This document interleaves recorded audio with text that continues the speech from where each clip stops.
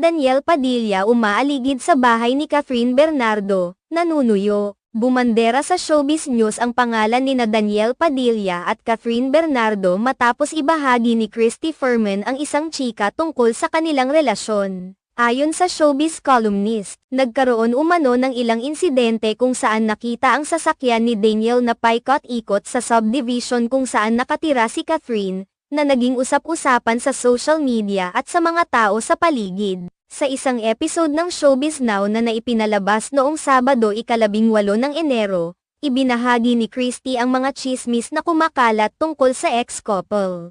Ayon kay Christy, hindi pa kalat ang balita, at ilang tao lang ang nakakaalam na umano'y naging abala si Daniel sa paghahanap ng paraan upang makipag-ayos kay Catherine. Ilang gabi na raw po nitong nakaraang linggo, nakikita ang sasakyan ni Daniel Padilla na paikot-ikot sa subdivision kung saan